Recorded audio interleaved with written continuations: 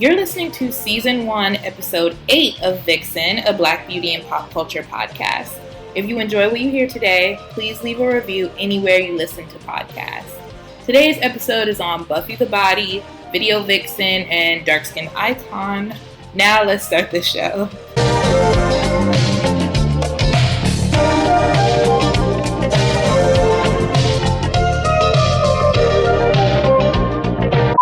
Buffy Caruth was born January 7th, 1977 in Athens, Georgia, and her real name is really Buffy, y'all. Her mom got the idea for her name from the TV show Family Affair that came on in the 60s.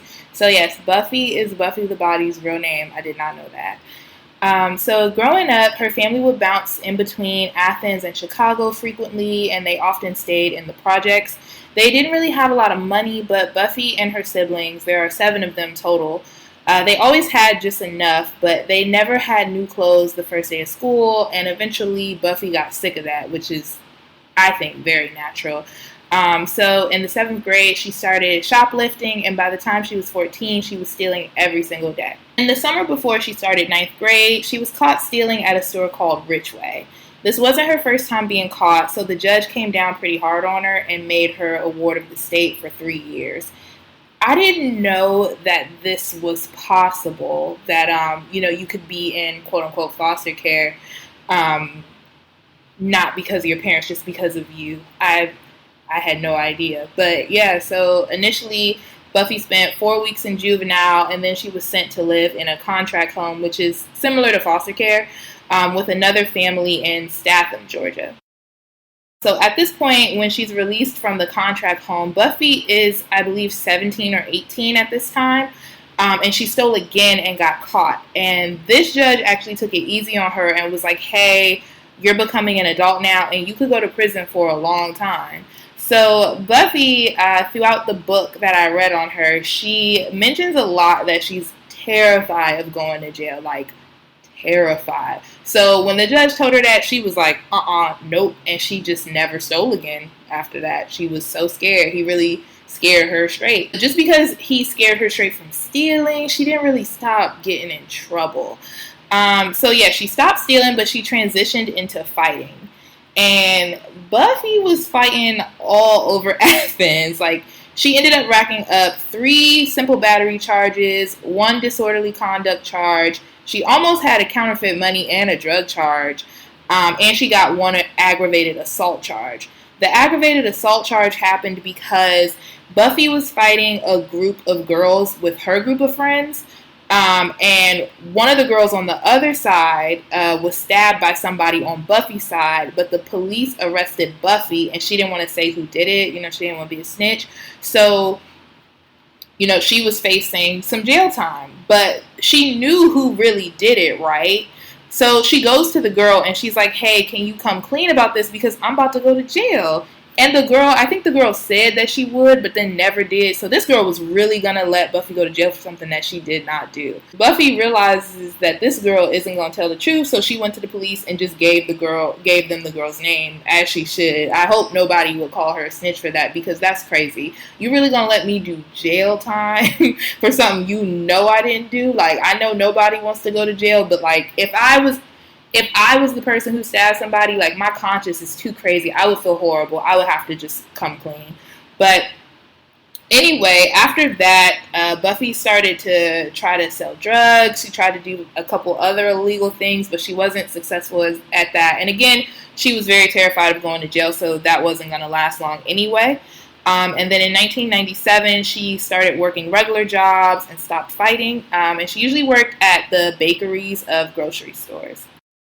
So what everybody's been waiting for, let's get into the body.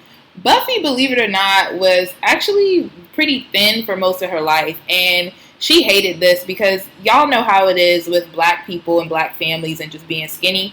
And I can imagine that that's definitely exaggerated in the South when you're skinny. Family would, make comments about skinny people, say they looked unhealthy and stuff. So of course, like, her weight bothered her. And she idolized her older sister, Judy. Judy was that girl that was always dating, like, the dudes with the money. She always got whatever she wanted. So Buffy wanted that as well. Her sister was, like, on the thicker side. Buffy met a girl who told her that she could help her gain weight by going to a miracle doctor named Dr. X. He gave Buffy a list of foods that would help her gain weight and a liquid stimulant, and she saw results from that in just 2 weeks. I wonder if this is a pediment. I always see a pediment on Instagram, and I feel like that's what the girls be taking, but I don't know. Within months, Buffy's size in jeans went from a size 3 to a size 13, so this is crazy.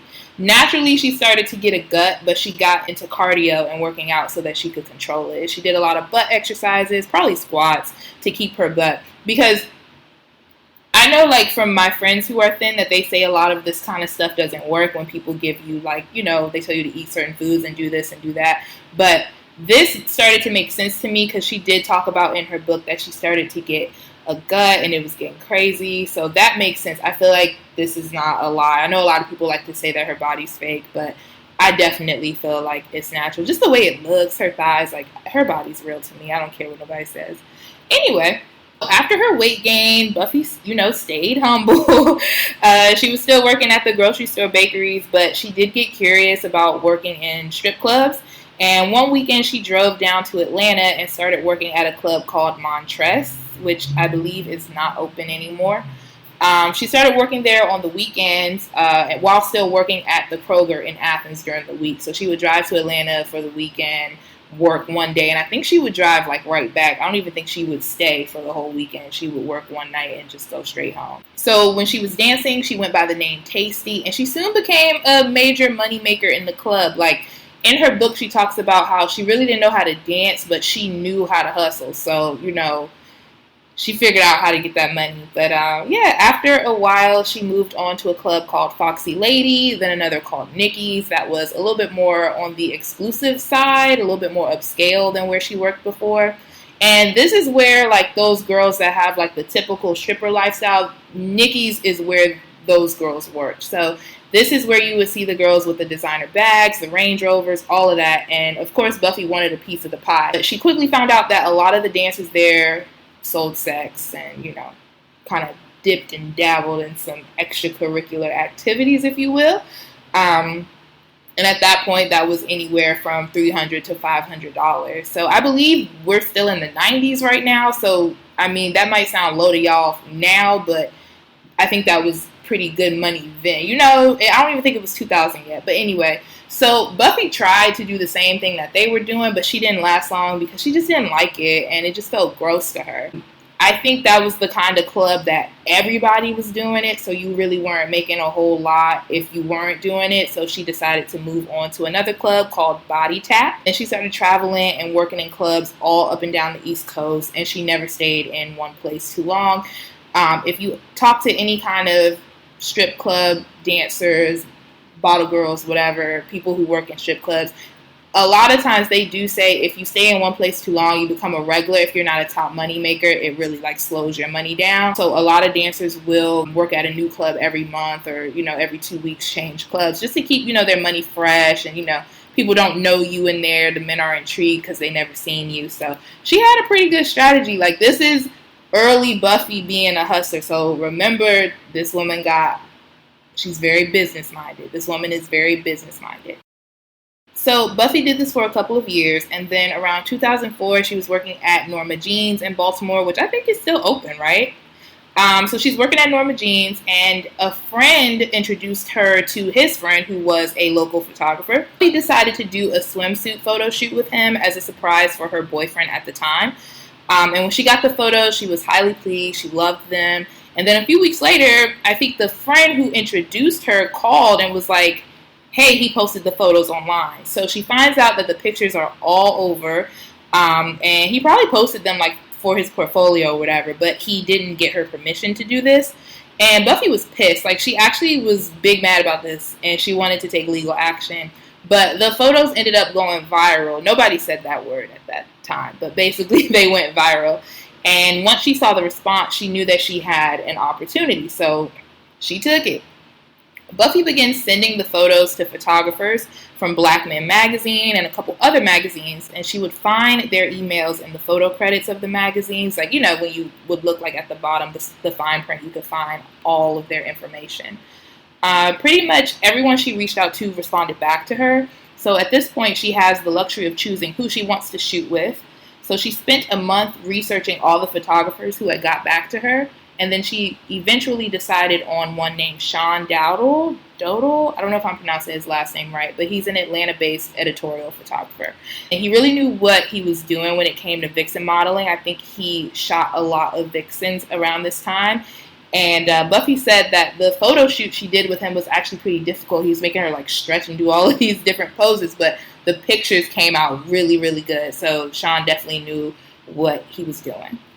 So Buffy used the pictures that Sean took of her to start a Yahoo group called Buffy The Body, which was a name that she came up with herself. So I think Melissa Ford, if you listen to that episode, she also had a Yahoo group. Like, that was the thing. The girls had Yahoo groups, and, the men would come in, get exclusive photos. Kind of like, I guess it would kind of be similar to what OnlyFans is today. So within weeks, the group that Buffy made had thousands of members, and in 2005, she met with Dwayne Darden of SummerBunnies.com, who started to create content and a personal website for Buffy. At this time, she was still working in the clubs part-time. That same year, King Magazine reached out to Buffy to come down to Miami for a shoot for their Web Girl column, which turned into a 7-page spread. So at first, they were going to shoot her for this little... The column was like, it typically would be like a girl that they found on the internet, a photo and like a quick profile of her. But then they decided, they wanted to do a 7-page spread of Buffy. So after this, Tony Yayo from G Unit personally requested Buffy to be the main girl in his video for So Seductive. Basically what happened was a representative from G Unit emailed her about it and said, can you call me? She was skeptical, so she asked Sean Malcolm, who she knew from King Magazine, to call and verify that he was who he said he was, and he was. Of course, Buffy was down to be in the video, and her and Tony Yayo talked on the phone for weeks before the actual shoot. And she mentioned that the first thing he asked was if her ass was real. But anyway, a couple weeks later, she flew to New York for the actual shoot. She said it was a completely professional, fun environment. She was treated like a queen. They chauffeured her around. There was food, hair, makeup, everything. Fun fact, Misa Hilton actually styled that video.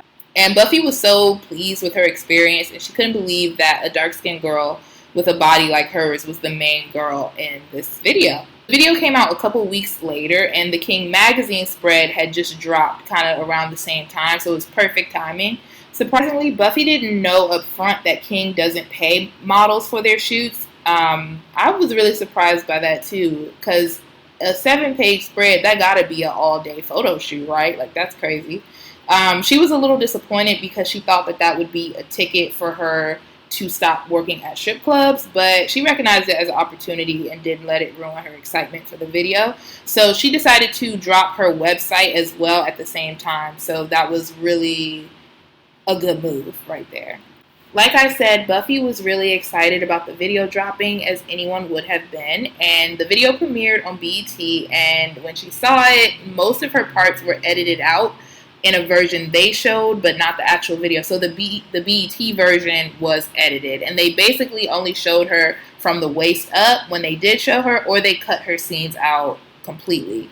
So Buffy was clearly upset by this, and she called up a friend who worked for BET, who told her that the network was trying to clean up their image. And if you guys have seen that video, you will know that this is extra nuts, because Buffy had on a long black dress the whole time in the video. It literally was like knee length. It might have went past her knees. I read a study called Intersectional Impact: Black Students and Race, Gender, and Class Microaggressions in Higher Education by Professor Erica M. Morales. And it followed about 50 to 60 students, all from different backgrounds as far as like money, class, upbringing, everything.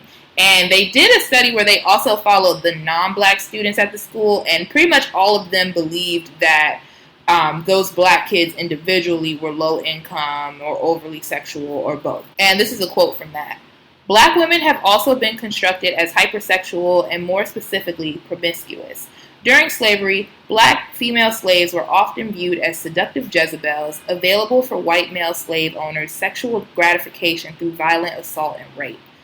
Today, black women, particularly those from low-income and working-class backgrounds, find themselves characterized as overly sexual and highly fertile. So that quote right there is not super relevant to what happened with this video, but I do feel like people do categorize black women, especially dark-skinned black women, as being overly sexual, because she probably had the most clothes on out of all the women in that video. And for them to like single her out specifically and cut her out, it just shows you that people really do think of black women as hypersexual. And I mean, it's just really unfortunate that that happens. I mean, you know, like when you walk outside, if you got on a skirt, you know, people gonna have a lot to say versus like a white girl walking down the street who has on a skirt and so forth, you know. So I think that, you know, BET like over sexualized Buffy because of her body and the way she looks, and I don't think her being dark skinned helped as well, and they judged her even though she had on a damn long dress. But back to the story. So after this experience, rightfully so, Buffy wasn't really interested in doing videos like that anymore, but she did appear in You Can't Stop the Rain by DJ K-Slay and a whole bunch of other people, and Oh Yes by Joel Santana. She was also often accused by other video models of sleeping with artists to be in videos, which is weird because Buffy really wasn't in a lot of videos. So I don't even know if you can like really categorize her as a video. She's a video vixen because she was, you know, in a couple, but she's really a model, you know. So to accuse her of sleeping with artists, like she wasn't in enough for her to be doing that. But I also think that that's another effect of colorism. They're like, oh, dark-skinned girl, super thick, like you got to be sleeping with them to get in these videos. So nonetheless, her career did take off after the premiere of So Seductive, and she actually says my ass was the winning ticket.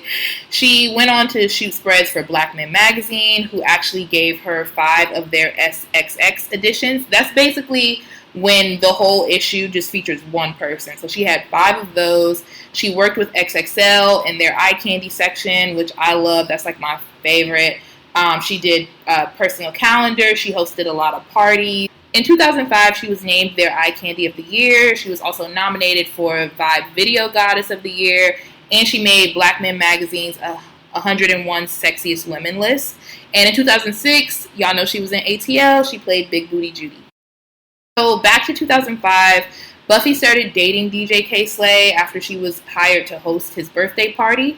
They broke up in 2006 just due to their personalities clashing, and later that year, Buffy started dating Gucci Mane. And she broke up with him because, well, we know how Gucci Mane was in 2006, like, wild. So she just felt like he was super immature, and they stopped dealing with each other. And then a rumor popped up that she was pregnant by him. I actually remember that because a lot of people didn't know that they were dating, and then that came out.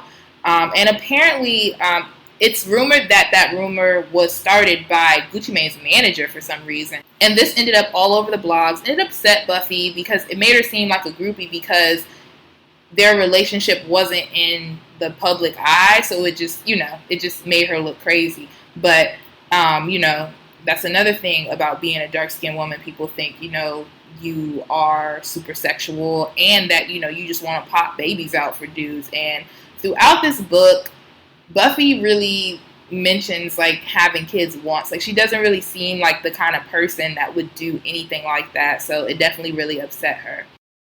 So at this point, Buffy had been hosting parties for a while now. In the beginning, party promoters wanted her to come. This is so disrespectful.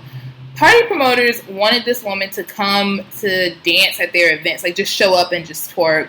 Or show up in just a swimsuit. Like, imagine how disrespectful it is for somebody to ask you to come somewhere and have your bare ass out in a swimsuit for people to just, like, stare at you in a club where they're all fully clothed. You know, it wasn't even a pool party. It's just she would be in a swimsuit. So they were literally treating her like she was on display. Very Sarah Bartman-esque, like, not good. She turned down gigs like that, though, and she was sure to tell the promoters about themselves. So eventually, you know, that stopped happening as she was able to demand more.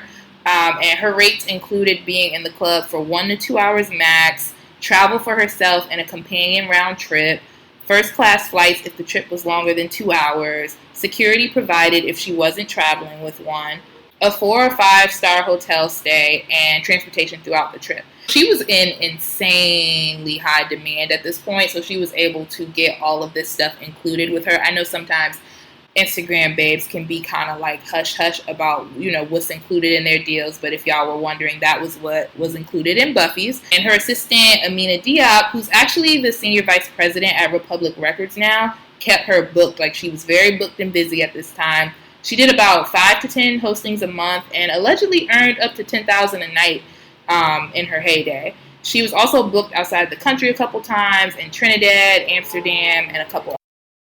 In 2008, Buffy got an email from the producers of The Tyra Banks Show. She was excited but hesitant because she had been asked to be on the Michael Baisden show earlier, and she was excited about that, but she found out it was about former strippers who have reformed their life. And she felt like she could never shed that image, and she always refused to talk about it on a platform because it was often used against her. You guys know how it is for women of any race trying to shake that image of being a stripper and the negative connotations. Even if you're not ashamed by it, it's just it's hard for women to be looked at as anything more than a stripper, even if they danced one time, so she just didn't want to talk about it. But anyway, the Tyra Banks Show was actually about women embracing their curves, and they wanted to highlight Buffy as a woman who welcomed her curves and loved them.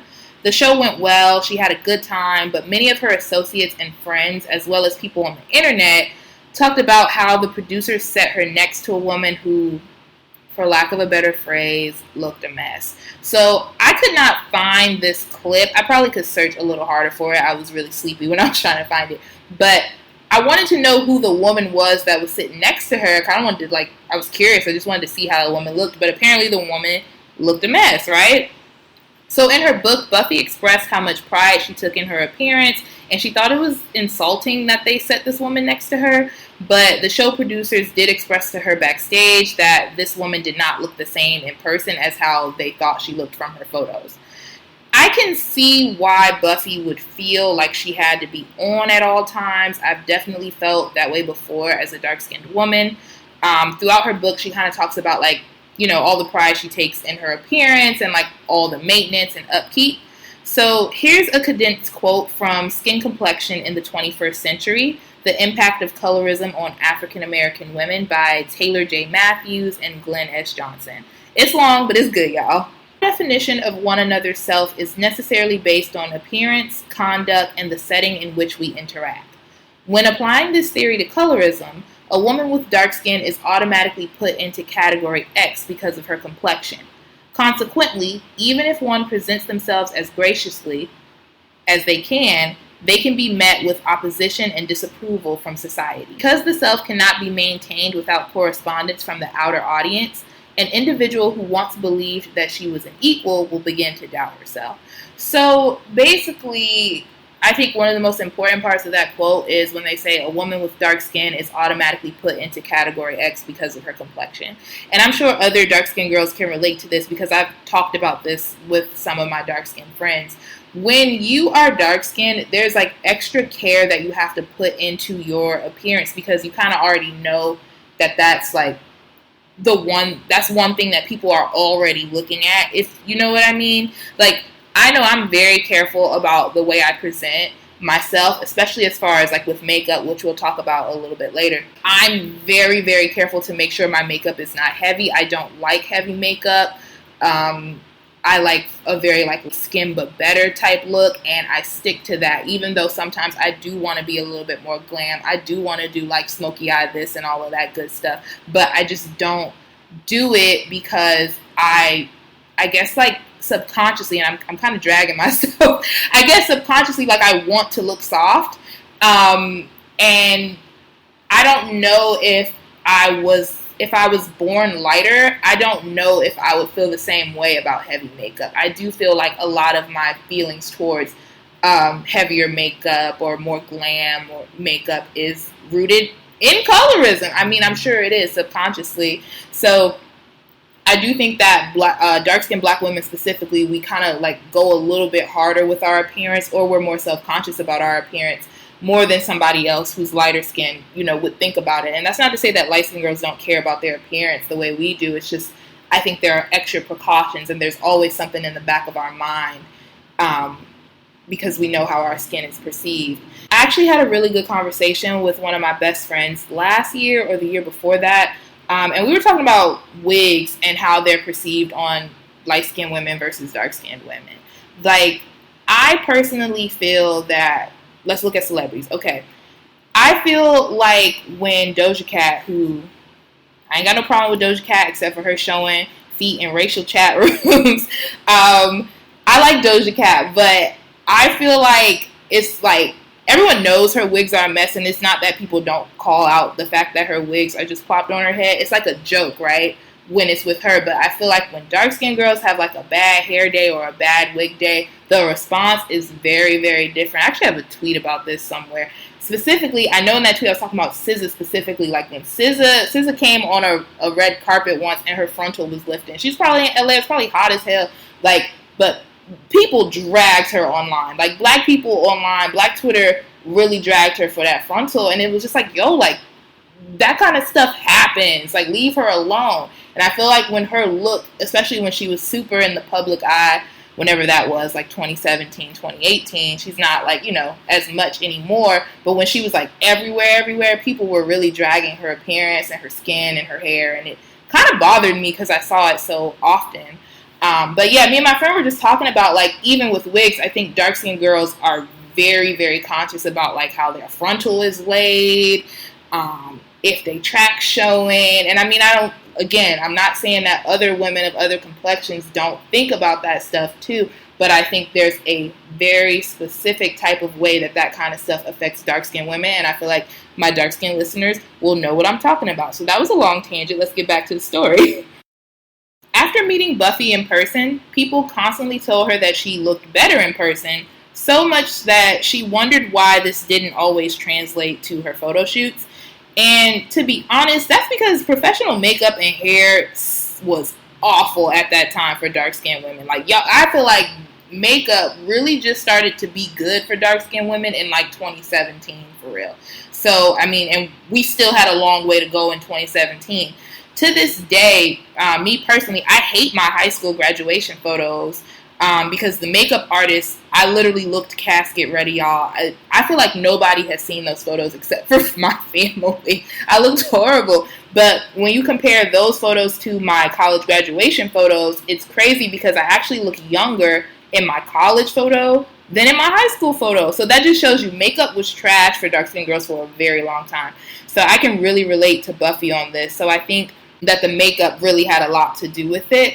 And then also she mentioned that photographers didn't really care about the face or the hair because they really just wanted the perfect ass shot. I could see people who shoot Vixens just being like, it's all about the ass, it's all about the body. Like, they didn't really care about hair and makeup. So that makes sense.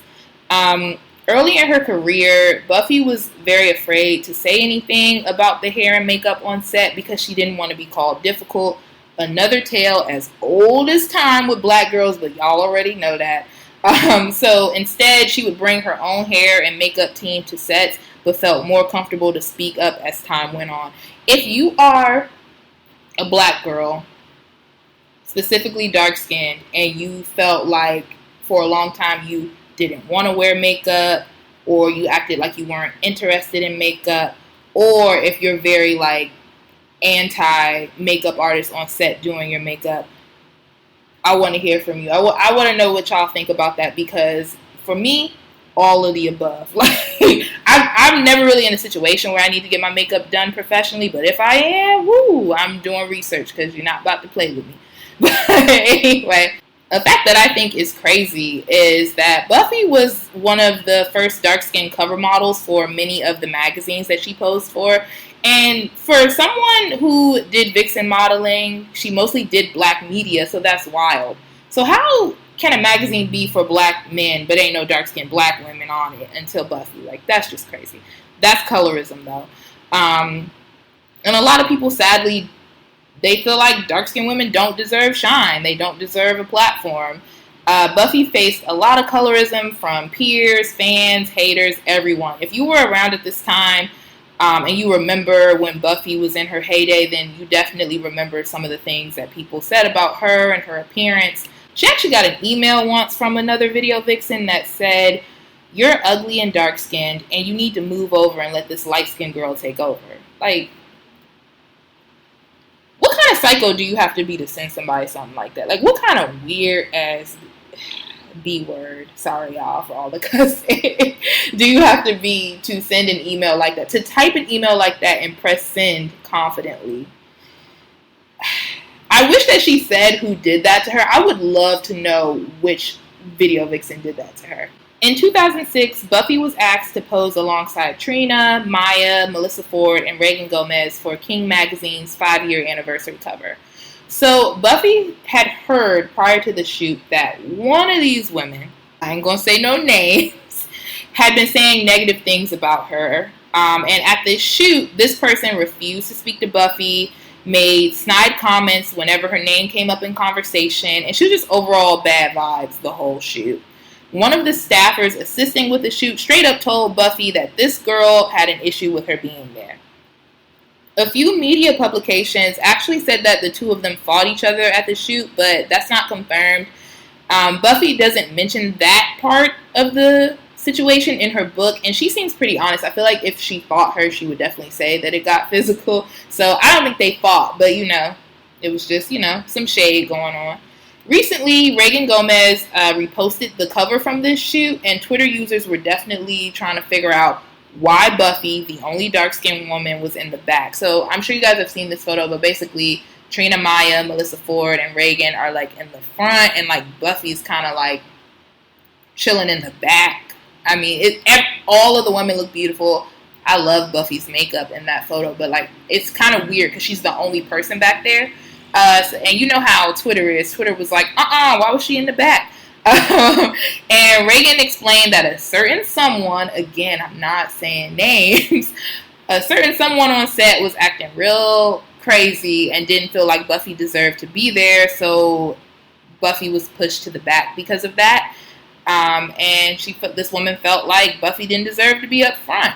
And Reagan said that because of Buffy's work ethic and look and how popular she was at that time, she definitely deserved to be up front.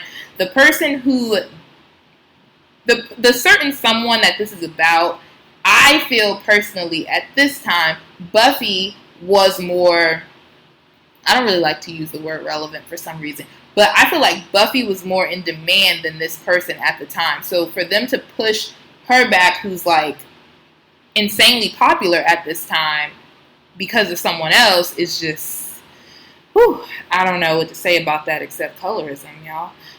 In the comments on this tweet, Reagan does confirm who it is. So you guys can go to Reagan Gomez's Twitter and see that. Buffy also says the person's name in the book. So y'all go ahead and buy Buffy's book so you can find out who it was. Another example of colorism that Buffy experienced was with her interview with Charlemagne. This is pre-Breakfast Club Charlemagne. I couldn't figure out what year this was in. I want to say it had to have been like 07, 08, something like that. And he started disrespecting her basically as soon as she got on the call. Like, as soon as she got on, he was going in, right? And Buffy, like, you can tell from listening to it. It's on YouTube if you guys want to hear it. You can tell that Buffy kind of wasn't in the mood when she came on, but I wouldn't say she was necessarily being rude. She was just being kind of short with them. Sometimes I enjoy Charlemagne, and sometimes he says things that are funny, but I just remember how awful he was before he went mainstream, before the Breakfast Club really started to pick up steam. Like, he was awful. Luckily, Buffy did eat him up a little bit. Like I said, it's on YouTube. Y'all can go listen to it, but his treatment of her was just not lost on me. I really didn't like it. He's always disrespecting dark-skinned women, and he stays in women's business, naturally. In Skin Complexion in the 21st Century, the Impact of Colorism on African-American Women, that's the journal that I brought up earlier, the specific effect black men have on colorism is also discussed. They say, it has been stated that colorism has a higher effect in the lives of African-American women versus the lives of African-American men. This can be labeled as gendered colorism. A significant portion of African American men consciously and subconsciously practice bias in relation to skin complexion. This form of intraracial discrimination creates relationship conflict between men and women, further negates a woman's self-esteem through rejection and humiliation. So, men listeners, if you feel a way about this, I'm sorry, but I feel like that is all facts. A lot of women who have experienced colorism often say that their first bully and their first person to mention their skin in a derogatory way is usually a black man, right? And I think that's true for a lot of dark-skinned women. And I just feel like Charlemagne definitely perpetuates this.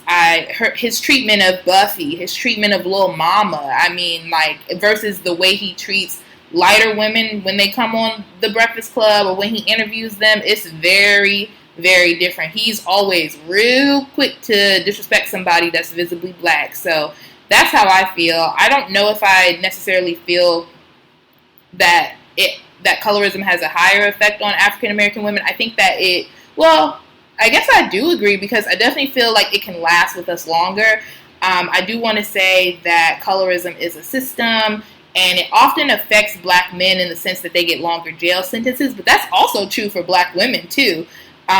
Dark-skinned black women often receive harsher sentences than their light-skinned counterparts, so that's also true. But I do think that it can kind of stick with us longer because it's a part of how we view ourselves, and a lot of us have to unlearn that kind of stuff. Not that black men don't, but I definitely think it has a bigger effect on dark-skinned black women. So, yeah, I just think that, sometimes black men have a very, very specific effect on, how dark-skinned women are viewed and how they view themselves. And if you know a brother that's colorist, punch him in the face. I don't know. I don't associate with them kind of people. I don't want to be associated with anybody who definitely visibly treats dark-skinned women differently than they treat other women in a derogatory way. I'm not here for it. So, yeah, let me get off my soapbox.